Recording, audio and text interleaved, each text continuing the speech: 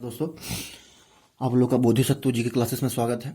और इस प्रकार पिछले क्लास में मैंने महासागरीय धाराएं, कौन सी धाराएं गर्म है, कौन सी धाराएं ठंडी है।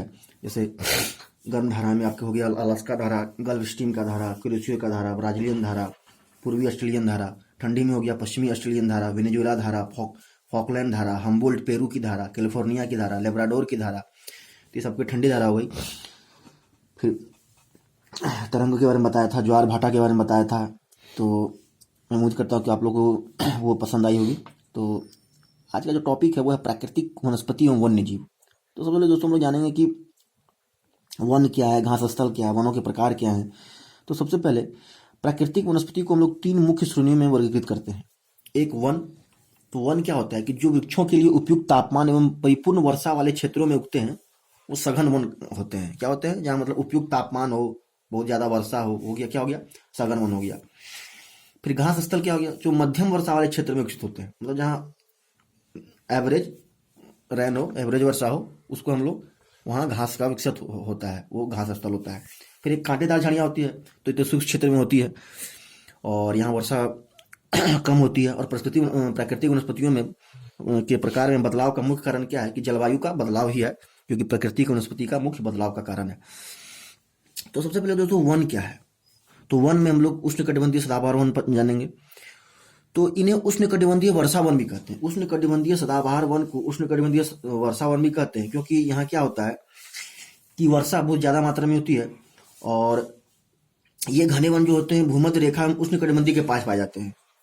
भूमध्य रेखा में 0 डिग्री विषुवत रेखा के पास पाए जाते हैं और इस कारण क्या होता है कि ये क्षेत्र बहुत गर्म होते हैं। 0 डिग्री के पास तो बहुत गर्म होता है और उसके कारण क्या होता है कि वर्षा अत्यधिक मात्रा में होती है। भूमध्य रेखा में तापमान ज्यादा होगी तो वर्षा क्या होती है वहाँ बहुत अत्यधिक होती है, जिससे क्या होती है कि पत्तियां पूरी तरह झड़ नहीं पाती है। मतलब हरा भरा पेड़ पौधा क्या रहता है वहाँ, हरा भरा रहता है, इसलिए वहाँ सदाबहार वन बोला जाता है उस क्षेत्र को। तो पत्तियां हरी भरी रहती है, तो पत्तियां अगर सूखी रहेगी तब ना झड़ेगी, सूखती ही नहीं है, पत्तियां हरी भरी रहती है तो वो झड़ती नहीं है। इसके कारण क्या होता है, और फिर क्या होता है कि सूर्य का प्रकाश जो है वन के अंदर तक नहीं पहुंच पाता है। इसके कारण पत्ती हरी भरी रहती है और इसको क्या हम लोग क्या कहते हैं? उष्णकटिबंधीय सदाबहार वन बोलते हैं या उष्णकटिबंधीय वर्षा वन बोलते हैं। जिसका एग्जाम्पल आपका हो गया रोजवुड, आबूनस, महोगनी, सब जो हो गया आपका उष्णकटिबंधीय सदाबहार वन के या उष्णकटिबंधीय वर्षा वन के पेड़ों के उदाहरण है। कौन कौन? रोजवुड, आबूनस और महोगनी।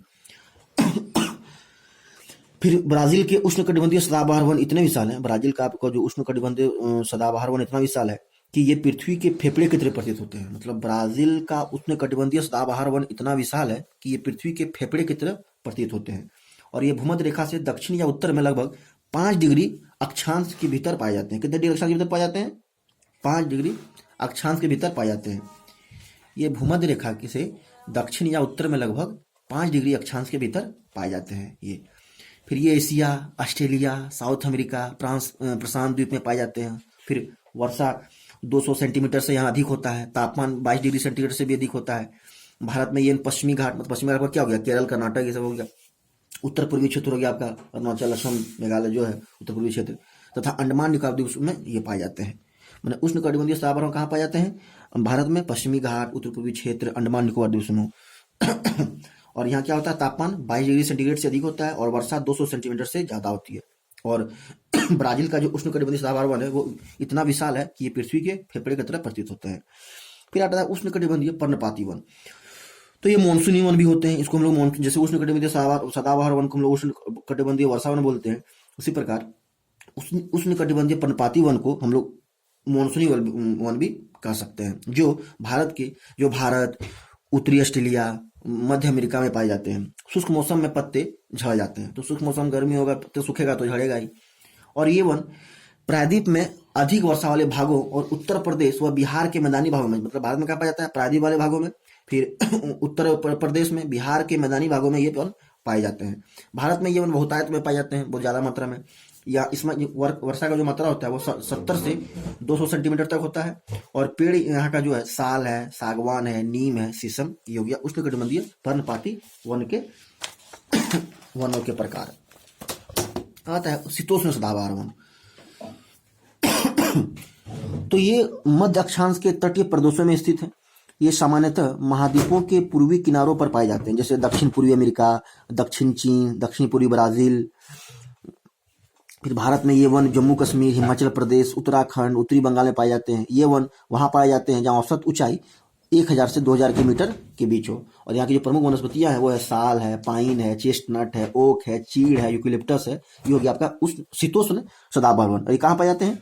ये मध्य अक्षांश के तटीय प्रदेशों में पाए जाते हैं। ये मध्य अक्षांशों के तटीय प्रदेशों में पाए जाते हैं। ये हो गया आपका शीतोष्ण सदाबहार वन। फिर आता है शीतोष्ण पर्णपाती वन।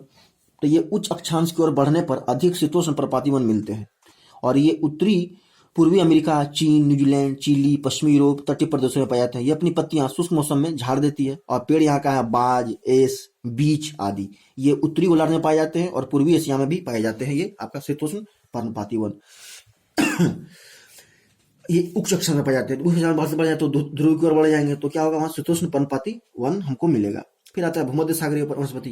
तो ये अधिकतर यूरोप, अफ्रीका, एशिया, भूमध्य सागर के क्षेत्र में पाए जाते हैं, इसलिए इसका नाम यह पड़ा। ये वनस्पति संयुक्त राज्य अमेरिका, दक्षिण पश्चिम अफ्रीका, दक्षिण अमेरिका एवं दक्षिण पश्चिम ऑस्ट्रेलिया में भी पाई जाती है।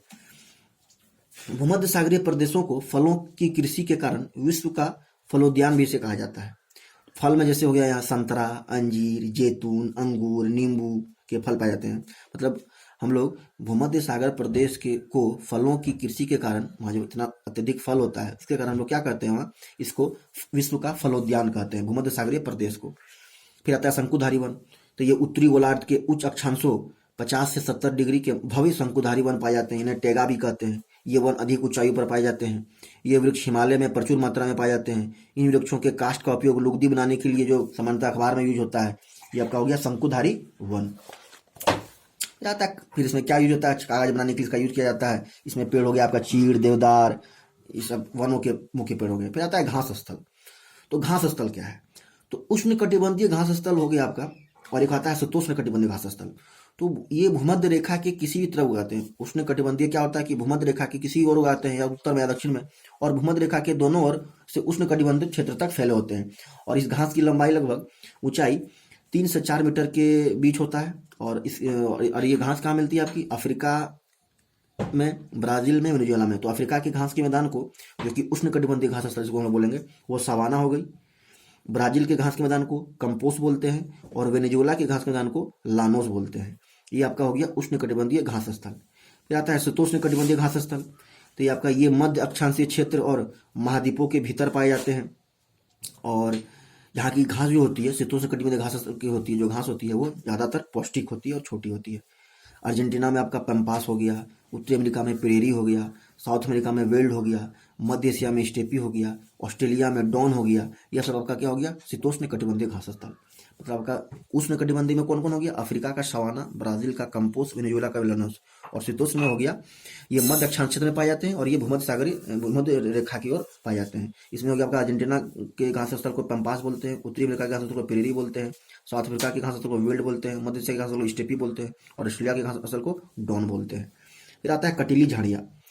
तो शुष्क रेगिस्तान जैसे प्रदेशों में पाई जाने वाली होती है। यहाँ उष्ण कटिबंधीय रेगिस्तान महाद्वीपों के पश्चिमी किनारों में पाए जाते हैं, और तीव्र गर्मी में बहुत कम वर्षा के कारण वनस्पति की यहाँ कमी होती है।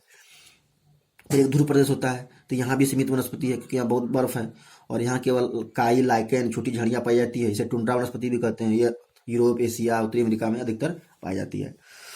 तो इस वीडियो के माध्यम से हम लोग जाने कि वनों के प्रकार क्या हैं दोस्तों, कौन उष्णकटिबंधीय वन है, कौन सदाबहार वन है, कौन पर्णपाती वन है। फिर घास स्थल के बारे में जाने, कौन उष्णकटिबंधीय घास स्थल है, कौन शीतोष्णकटिबंधीय घास स्थल है, उष्णकटिबंधीय घास स्थल होने का कहाँ उगता है, शीतोष्णकटिबंधीय घास स्थल कहाँ उगता है। इस वीडियो के माध्यम से आप लोग जानें, समझें, और इस चैनल को दोस्तों आप लोग बहुत सारा प्यार दें, जिससे मुझे भी खुशी होगी। और इस चैनल का नाम तो आप लोग जान ही होंगे, बोधिसत्व जी कॉलेज।